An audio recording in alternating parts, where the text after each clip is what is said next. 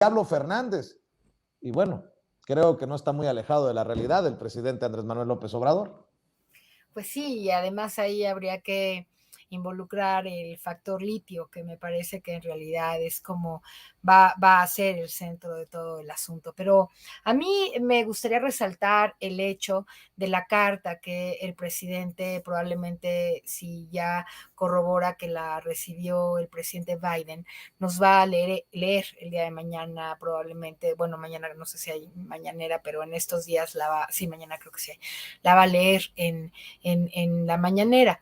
Él escribió a Biden, como ya todos lo sabemos, una carta en la que le está explicando, ¿no? Con más claridad por qué esta reforma eléctrica, este proyecto que estamos planteando, realmente beneficiará, pues no solamente al tema climático, ¿no? Sino a la posibilidad de que México tenga ya de manera clara una soberanía en materia energética. Me parece que lo que está haciendo el presidente es de una manera diplomática, fina y muy elegante, le está diciendo al presidente Biden, por cualquier razón que él pudiera expresar en torno a la reforma que se está planteando ya para ser pronto, espero, aprobada en el Congreso, le está diciendo, pues necesitas más información, ¿no? Necesitas saber que para los mexicanos esta reforma es fundamental, y sí que lo es, porque te voy a decir una cosa, y lo estaba ahora diciendo tu reportera, pero solamente lo quiero decir más claramente. El litio, México ocupa el 10º lugar en reservas conocidas, en recurso conocido de litio en el mundo. Falta y sin embargo explorar mucho más para saber si todavía ocuparíamos un lugar más alto, no solamente el 10º lugar. Pero lo más importante de esto es que lo que está planteando hoy la reforma eléctrica es que debemos tener, la nación debe tener el dominio sobre el litio, porque de no aprobarse la reforma que se está planteando, podemos correr el riesgo de perder la posibilidad de que sea el Estado exclusivamente quien tenga la posibilidad de explotar este mineral, porque en la ley minera que actualmente existe no se hace la distinción entre los otros 118 minerales y el propio litio. Entonces hay un riesgo muy alto. Yo creo que esa es la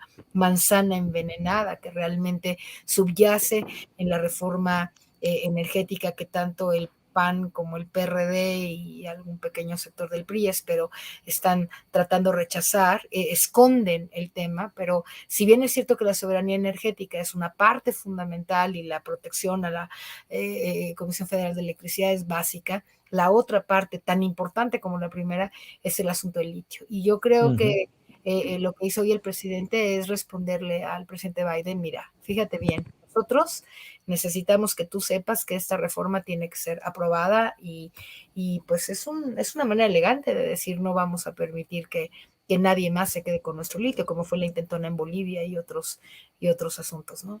No se te ocurra meterte, por si acaso, ¿no? Es, Oye, por cierto, debo de admitir, María de los Ángeles Huerta del Río, antes de ir con Amir Ibrahim, que haces falta, con mucho respeto a las legisladoras, a las diputadas de Morena, haces falta en la Cámara de Diputados. Recuerdo esas ocasiones en las que te llegaste a, con mucho respeto, con mucho, a noroñizar y les tiraste con todo a la oposición. Ayer que compareció el director de Pemex y que dijo que Lozoya le dio 1,200 millones a los machuchones de los sindicatos de Pemex y Romero de Champs como si nada, y estos temas que son tan, pues, tan cabrones, por decirlo de alguna manera, sí me quedé con las ganas de escucharte desde la tribuna, María de los Ángeles Huerta. Y no es cebollazo, conste no que no sé, es cebollazo.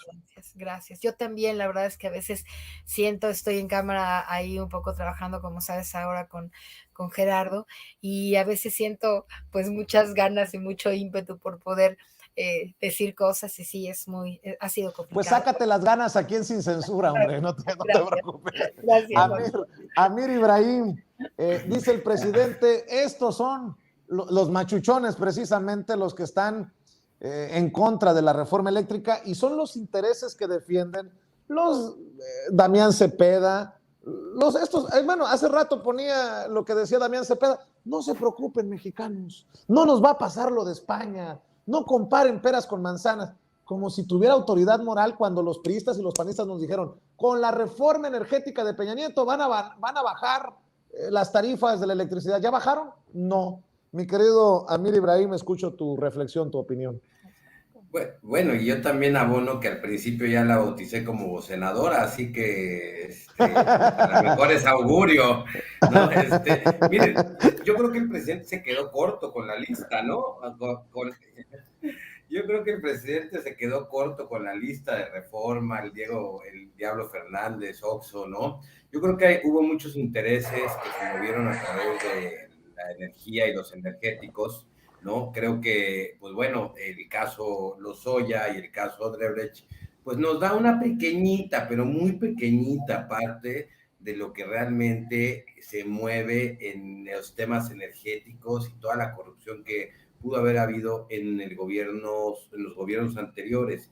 Vaya, vendieron nuestro futuro, privatizaron casi la educación, privatizaron o sea, todo nos vendieron, o sea, casi, cuando le dijeron al Fobraproa, pues sí, rescatamos unos cuantos, pues empeñaron el futuro de muchos mexicanos y varias generaciones, o sea, al final no es una constante que habíamos venido viviendo. Creo que el rescate de esta parte muy estratégica y creo que de la soberanía, porque la energía es soberanía, creo que es un acto patriótico más que un acto de bajar las tarifas.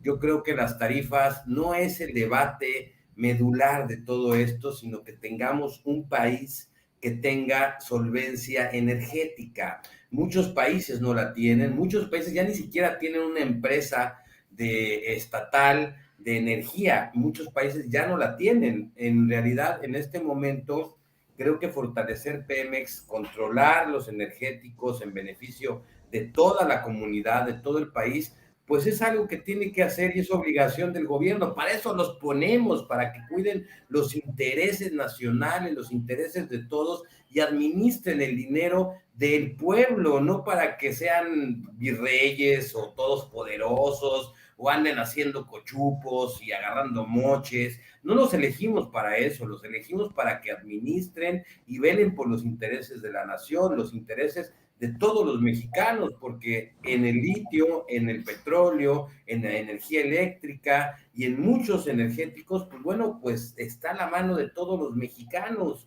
Bueno, ya vimos que hasta hicieron gasoductos para traer y pues bueno, se comprometieron contratos súper millonarios que pues han tenido que negociar y que eran súper injustos pagarlos y que bueno, fueron en pro de unas cuantas personas. Y es que esta era la constante de los gobiernos anteriores, beneficiar a un pequeño grupo de personas, de la élite, los que tenían los grandes negocios. Nos los está ejemplificando el presidente nada más, poniendo como ejemplo a Oxxo, al Diablo Fernández, al Reforma, este grupo selecto de personas que se creían los dueños de todo el patrimonio mexicano y que pues se llevaban los grandes negocios. Creo que estamos en un acto soberano, más que en un acto de ahorro de energía y de tarifas, estamos en un acto de darle a nuestro país una condición soberana energética. Y creo que eso es un gran debate, y es que por eso se lo explica a Biden, porque Biden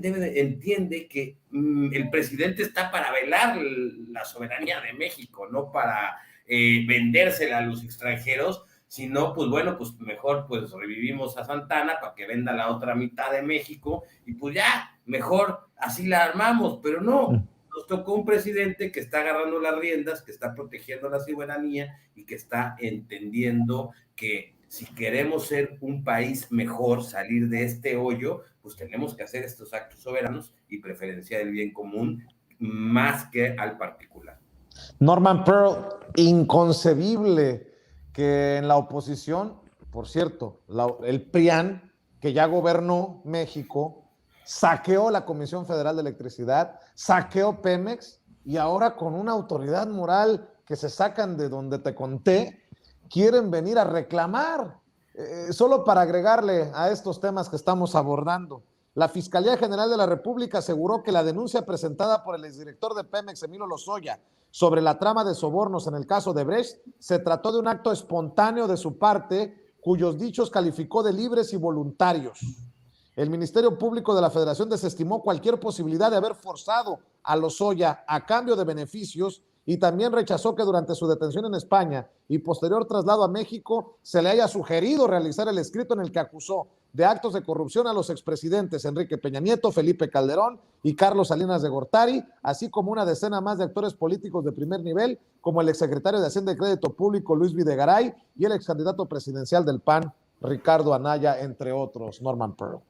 Sí, bueno, lo están dejando solo, ¿no? Tratan de hacer saber que no era de los suyos, ¿no? Que fue una posesión individual y bueno, pues ahora sí es todo mundo contra Lozoya, independientemente de que la justicia debe estar persiguiendo y en su momento, bueno, no persiguiendo, castigando a Lozoya. Fíjate que yo quisiera recordar un poquito el planteamiento de la carta, de la carta que no conocemos todavía en detalle, enviada por parte del presidente López Obrador al presidente Biden. Aquí realmente lo que hace desde mi punto de vista es, más que justificar una reforma eléctrica que tiene una serie de contenidos bastante razonables, yo diría que hasta de gran apertura para la propia iniciativa privada, es fijar una postura del país ante el calentamiento global, ¿no? Y esto porque Biden ha tomado una posición junto con Kerry, lo sabemos, para defender hasta donde sea posible la circunstancia del mundo, ¿no? Este calentamiento global. Yo creo que no está tanto en torno a la reforma eléctrica. Quiero retomar otra posición con respecto a la discusión que se va a tener con respecto a la reforma eléctrica. El PRI ya lo dijo en varias ocasiones, tanto el presidente nacional del PRI como el coordinador en la Cámara de Diputados, que el litio no es problema, que el litio está bien, adelante, que pasa, ¿no? Que ellos realmente... Que le crean en su casa. Sí, bueno, pero es la posición que han manejado y me parece que esto trata, supongo yo, de sensibilizar una potencial aprobación de esta nacionalización, por así decirlo, del litio, ¿no? Pero creo yo que, por ejemplo, cuando el presidente se refiere a los beneficiarios de esta confusión, déjame decirlo de esa manera, en la interpretación de la ley eléctrica o de la reforma eléctrica que estamos viviendo, que todavía está vigente, y hace una serie de, enumera a una serie de beneficiarios, y cuando habla de OXXO, a mí me llama mucho la atención recordar que el presidente, que no el dueño, porque la dueña de OXXO es Eva María Garza Lagüera, hija de Eugenio Garza Lagüera, es Eva María Garza Lagüera Gonda, por cierto, la mujer que ostenta el quinto patrimonio o capital más grande de México. Cuando su esposo, que es el presidente de FEMSA, en junio del 2020, dice que va a pagar los casi 9,000 millones de pesos de impuestos que debe en 3 partidas, como se acordó con el SAT, al salir hace el comentario de que él habrá de pagar el doble, 18,000 millones de pesos para desestabilizar y tumbar el gobierno de López Obrador en el 2022. Me parece que eso se ha venido cumpliendo, ¿no? Esa amenaza se ha venido cumpliendo, cuando menos en el propósito, en el intento, y es algo que lamentablemente no encontramos leyes específicas que puedan castigar estas amenazas, que en términos, por ejemplo, de manejo mediático, pues sí parece que la inversión que se ha hecho en el país para denostar al presidente y su gobierno, pues alcanza esos montos, ¿no? Esos montos tan altos que se han venido invirtiendo en medios nacionales, inclusive algunos internacionales, y por supuesto la cooptación que se hace también de los conductores con mayor prestigio o si no prestigio, fama en México, ¿no?